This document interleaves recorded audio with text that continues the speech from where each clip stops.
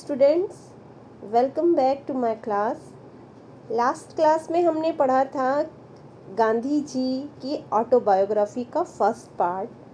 उसमें हमने देखा था कि गांधी जी पोरबंदर छोड़ के राजकोट कब पहुँचे, वहाँ उन्होंने अपने प्राइमरी स्कूल में एडमिशन लिया और उसके बाद की उनकी आगे की पढ़ाई कहाँ से हुई और उस समय उनके क्या क्या एक्सपीरियंस रहे।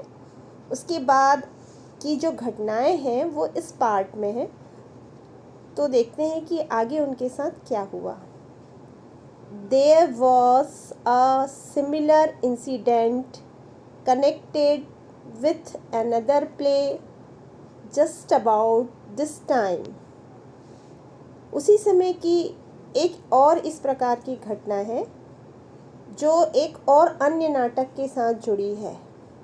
पहला नाटक तो श्रवण कुमार वाला था, जिससे गांधी जी बहुत ज़्यादा इंस्पायर हुए, बहुत ज़्यादा प्रेरित हुए, और उसी प्रकार की एक और प्रेरणा उन्हें एक अन्य नाटक से मिली। Just about this time I had secured my father's permission to see a play performed by certain dramatic company. उसी समय हमारे राजकोट में एक ड्रामेटिक कंपनी आई हुई थी और उसने एक नाटक प्रदर्शित किया था और उस नाटक को देखने की परमिशन मुझे मिली मेरे पिताजी से, और उस नाटक का भी मुझ पे बहुत गहरा इफेक्ट हुआ। ये गांधी जी आगे बता रहे हैं। This play Harishchandra captured my heart. Captured यानी कब्जा कर लिया। गांधी जी कहते हैं कि उस नाटक जिसका शीर्षक था हरिश्चंद्र, उसने मेरे हृदय पर कब्जा कर लिया। इसका अर्थ है कि नाटक हरिश्चंद्र को देखकर गांधी जी बहुत ज़्यादा प्रभावित हुए और उस नाटक ने उनके दिलो दिमाग पे कब्जा कर लिया, यानी स्थान बना लिया अपना। I could never be tired of seeing it. मैं उस नाटक को बार बार देखकर भी नहीं थक सकता हूँ या नहीं थका, उस समय भी नहीं थका।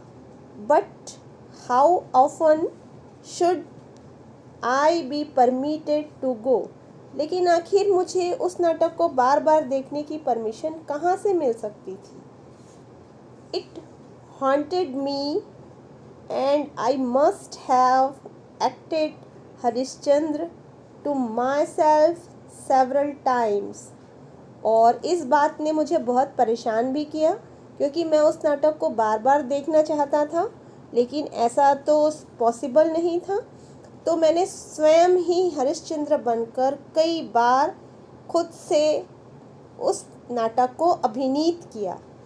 कहने का अर्थ है, पहले नाटक श्रवण कुमार से तो गांधी जी बहुत ज़्यादा प्रभावित थे ही, और उसी समय एक और नाटक कंपनी राजकोट में आई जिसने अपना एक अन्य नाटक दिखाया हरिश्चंद्र, और उस नाटक को देखकर गांधी जी बहुत ज़्यादा प्रभावित हुए और उस नाटक ने गांधी जी के दिलो दिमाग पर जैसे कब्जा ही कर लिया।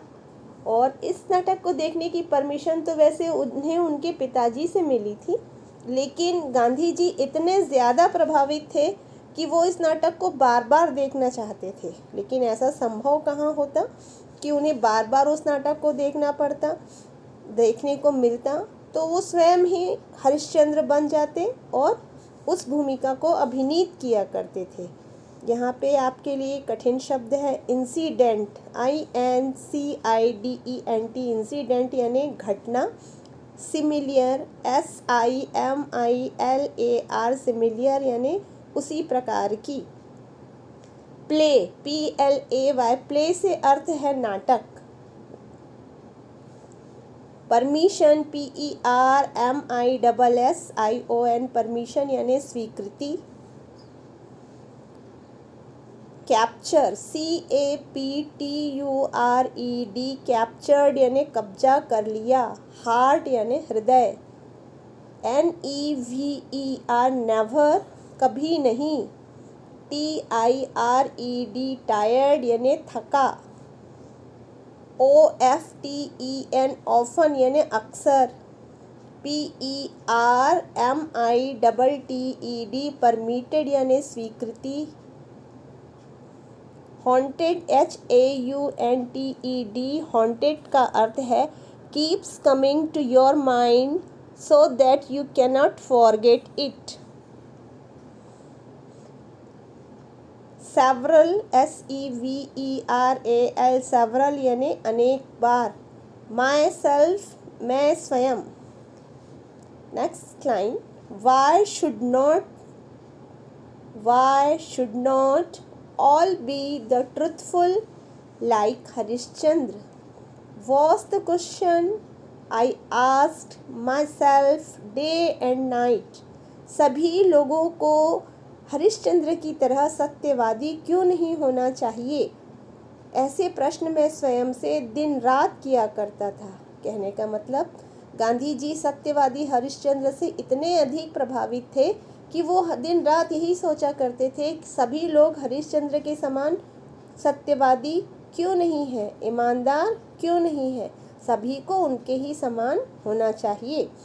ट्रुथफुल सत्यवादी, TRUTHFUL truthful. To follow truth and to go through all the ordeals Harishchandra went through was the one ideal which inspired in me। सत्य की राह पर चलते हुए हरिश्चंद्र को जितनी कठिन परीक्षाएं देनी पड़ी, उन सब घटनाओं को याद करके मैं कई बार रोया और वो सारी घटनाएं मेरे लिए प्रेरणा स्रोत बन गईं। यहाँ नया शब्द है आपके लिए, ORDEALS ऑर्डियल्स यानी सीवियर टेस्ट ऑफ कैरेक्टर, चरित्र की परीक्षा। इंस्पायर INSPIRED इंस्पायर यानी प्रेरित हुए। आइडियल IDEAL आइडियल यानी आदर्श। सत्य के रास्ते पर चलते हुए हरिश्चंद्र को जो कठिन परीक्षाएं देनी पड़ी, उन्होंने गांधी जी को बहुत ज़्यादा प्रभावित किया। I literally believed in the story of Harishchandra. मैं हरिश्चंद्र की कहानी में पूर्णतः विश्वास करता था। लिटरली LITERALLY लिटरली का अर्थ है एक्चुअली, वास्तविकता में। बिलीव विश्वास करना, यानी गांधी जी ने कभी भी हरिश्चंद्र की कहानी को कल्पना नहीं समझा। वो हमेशा समझते थे कि हरिश्चंद्र नाम की शख्सियत ने इस दुनिया में ज़रूर जन्म लिया था और वो वाकई इतने ही ऑनेस्ट थे। उन्होंने उनकी सत्यवादिता और ईमानदारी पे कभी भी संदेह नहीं किया। The thought of it all too often made me weep. उनके बारे में सोच सोच कर मैं कई बार रोया। यानी कि गांधी जी हरिश्चंद्र की सत्यवादिता और ईमानदारी से तो प्रभावित थे ही, लेकिन जितनी कठिन परीक्षा हरिश्चंद्र को देनी पड़ी और जिसे देने में वो कभी भी नहीं डगमगाए, उन घटनाओं को याद कर करके बालक महात्मा गांधी बहुत ज़्यादा रोया करते थे। इतने ज़्यादा वो उस घटना से, उस नाटक से प्रभावित थे। पहला नाटक था श्रवण कुमार वाला और ये सेकंड था Harishchandra. My common sense tells me today that Harishchandra could not have been a historical character. मेरा कॉमन सेंस मुझसे ये कहता है, आज मुझसे कहता है कि हरिश्चंद्र एक हिस्टोरिकल कैरेक्टर नहीं है, यानी ऐतिहासिक चरित्र नहीं है। But for me both Harishchandra and Shravan are living realities. लेकिन मेरे लिए तो हरिश्चंद्र और श्रवण कुमार एक जीती जागती हकीकत है। And I am sure I should be touched as before if I were to read again those play today. और मैं पूरे विश्वास से कह सकता हूँ कि अगर मैं आज भी उन नाटकों को देखूँगा या पढ़ूँगा तो आज भी मैं वैसा ही फील करूँगा जो बाल्यावस्था में मैंने अनुभव किया था। कहने का अर्थ, गांधी जी बाल्यावस्था से ही हरिश्चंद्र और श्रवण कुमार के गुणों से अभिभूत थे, उनकी कहानियों से प्रभावित थे और बड़े होने के बाद भी और वृद्धावस्था में पहुंचने तक भी वो दोनों घटनाएं उनके दिलो दिमाग पर अमिट छाप छोड़ी हुई थी और वो उसी आदर्श को लेकर जिए और उन्होंने भी अपने पूर्ण जीवन काल में श्रवण कुमार और हरिश्चंद्र की तरह ही आदर्श का पालन किया। हमेशा उन्होंने सत्यवादिता और ईमानदारी को अपने जीवन का, अपनी कार्यशैली का अंग बनाया। तो बचपन में देखी हुई वो नाटकें, वो पुस्तकें उन्होंने गांधी जी के व्यक्तित्व को बनाने में बहुत बड़ा रोल निभाया था। आगे देखते हैं। यहाँ एक बॉक्स में आपके पास लिखा हुआ है, name the 2 place mentioned in the lesson. इस लेसन में जिन 2 नाटकों के नाम बताए गए हैं आप उन्हें लिखिए। नेक्स्ट लाइन है, there was another such incident during the time when I was in the 7th standard. उसी समय की एक और घटना है जब मैं 7वीं कक्षा में पढ़ता था। Dorabji Edulji Gimi was the headmaster then. उस समय हमारे हेडमास्टर थे Dorabji Edulji Gimi. He was popular among the boys though he was a disciplinarian. यद्यपि वे एक बहुत अनुशासन प्रिय व्यक्ति थे, लेकिन फिर भी वो लड़कों के बीच बहुत प्रसिद्ध थे। पॉपुलर का अर्थ होता है प्रसिद्ध, POPULAR, पॉपुलर यानी प्रसिद्ध। डिसिप्लिनेरियन, DISCIPLINARIN, डिसिप्लिनेरियन यानी अनुशासन प्रिय। मिस्टर दोराब जी इदुल जी जिमी गांधी जी के हेडमास्टर थे और कक्षा 7वीं में जब वो पढ़ते थे उस वक्त की बात है ये। और वो कठोर अनुशासन प्रिय थे, लेकिन फिर भी वो बहुत फेमस थे। He was a man of method and a good teacher. वह एक सिद्धांत प्रिय व्यक्ति थे और एक बहुत अच्छे शिक्षक भी थे। He had made gymnastic and cricket compulsory for the boys of the upper standards. उन्होंने उच्च कक्षाओं में पढ़ने वाले विद्यार्थियों के लिए जिम्नास्टिक और क्रिकेट को कंपल्सरी कर दिया था। कई बच्चे जो खेल में रुचि नहीं रखते थे, उनको भी खेल में आनंद आए ऐसा सोचकर उन्होंने अपनी शाला में एक नियम बनाया था कि उच्च कक्षाओं में पढ़ने वाले सभी बच्चों के लिए जिम्नास्टिक और क्रिकेट कंपल्सरी है, यानी आवश्यक है। जिम्नास्टिक तो आप समझते ही हैं और क्रिकेट भी आप सभी को पता है। आई डिसलाइक्ड बोथ, लेकिन गांधी जी को ये दोनों खेल नापसंद थे, बिल्कुल नहीं पसंद था उन्हें ये दोनों खेलना। I never took part in any exercise, cricket और football, before they were made compulsory. मैंने कभी भी क्रिकेट, फुटबॉल या किसी और एक्सरसाइज में पार्ट नहीं लिया जब तक कि वो कंपल्सरी नहीं कर दिए गए। गांधी जी को खेलना पसंद नहीं था क्योंकि वो बहुत ज़्यादा शर्मीले थे और खेलना अगर पड़ता तो दोस्तों की संगति में उन्हें आना ही होता, और इसी वजह से वो क्रिकेट और जिम्नास्टिक से दूर भागते थे, फुटबॉल से भी दूर भागते थे। लेकिन जब कंपल्सरी कर दिया गया दोनों गेम तो उन्हें मजबूरन उसमें पार्टिसिपेट करना ही पड़ा। My shyness was one of the reason for this aloofness which I now see was wrong.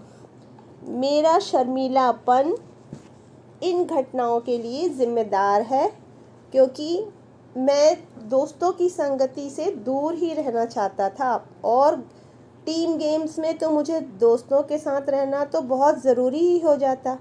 इसीलिए मैं भागता था इन दोनों खेलों से भी। शाइनेस यानी शर्मीलापन, और आज मुझे महसूस होता है कि ये जो मैं उस समय सोचता था बहुत ही गलत था, क्योंकि खेल भी व्यक्ति के जीवन का या किसी विद्यार्थी के जीवन का महत्वपूर्ण हिस्सा होते हैं, क्योंकि स्वस्थ शरीर में ही स्वस्थ मस्तिष्क का निवास होता है। और अगर विद्यार्थी खेलों में ध्यान नहीं लगाएगा तो उसका शरीर तो कमज़ोर ही रहेगा, और अगर हमें अच्छी पढ़ाई करनी है तो हमारे शरीर को भी पूर्णतः स्वस्थ होना चाहिए, जो खेल कूद से ही पॉसिबल है। पर उस वक्त मेरी सोच कुछ और थी। I then had the false notion that gymnastics had nothing to do with education. मुझे उस वक्त ये गलत अवधारणा थी कि जिम्नास्टिक का या किसी भी और खेल का शिक्षा के साथ कोई संबंध नहीं है, शिक्षा और खेल का कोई लेना देना नहीं है, ऐसा मैं उस वक्त सोचता था। लेकिन उस वक्त की मेरी सोच गलत थी, ये आज मुझे अनुभव होता है। फॉल्स नोशन यानी गलत अवधारणा। Today I know that physical training should have as much place in the curriculum as mental training। लेकिन आज जाके मुझे अनुभव हुआ है कि शारीरिक शिक्षा भी उतनी ही आवश्यक है जितनी कि मानसिक शिक्षा। इसलिए विद्यार्थियों के पाठ्यक्रम में फिजिकल ट्रेनिंग को भी महत्वपूर्ण स्थान दिया जाना चाहिए। करिकुलम यानी पाठ्यक्रम, फिजिकल ट्रेनिंग यानी शारीरिक प्रशिक्षण, मेंटल ट्रेनिंग यानी मानसिक प्रशिक्षण, करिकुलम यानी पाठ्यक्रम। यहाँ एक बॉक्स में एक क्वेश्चन है आपके लिए। Why is sports important for everyone? Game या स्पोर्ट्स खेल सभी के लिए इम्पॉर्टेंट यानी कि महत्वपूर्ण क्यों है? Next line, but though I was none the worse for having neglected exercise। इसका अर्थ है शारीरिक अभ्यास के लिए वैसे तो मैं बुरा नहीं था, मुझे कुछ भी गलत नहीं सहना पड़ा, लेकिन मैंने उस पर ध्यान नहीं दिया और उसका मुझे खामियाजा तो भुगतना ही पड़ा। I am still paying the penalty of another neglect।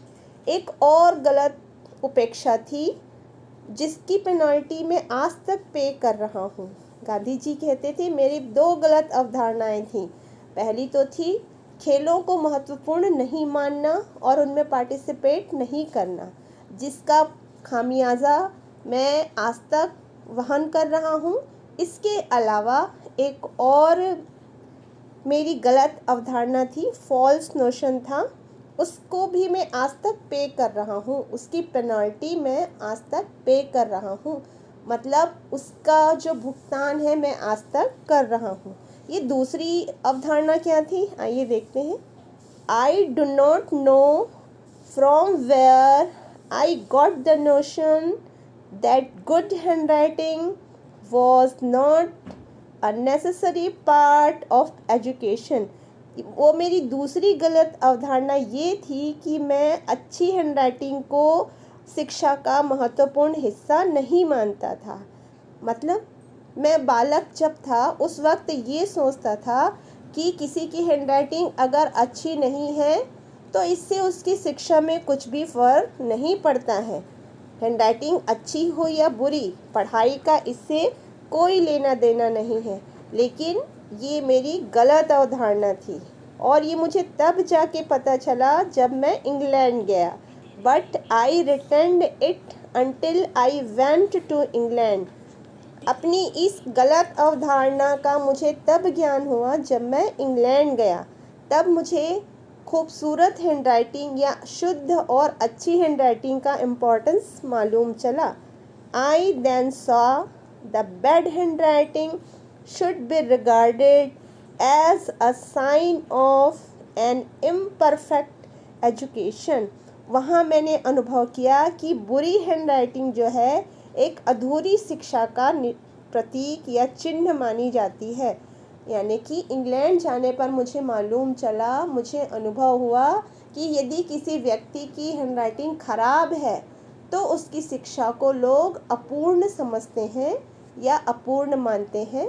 इसलिए पढ़ाई के साथ साथ विद्यार्थी की हैंडराइटिंग भी अच्छी होनी चाहिए, सुंदर होनी चाहिए।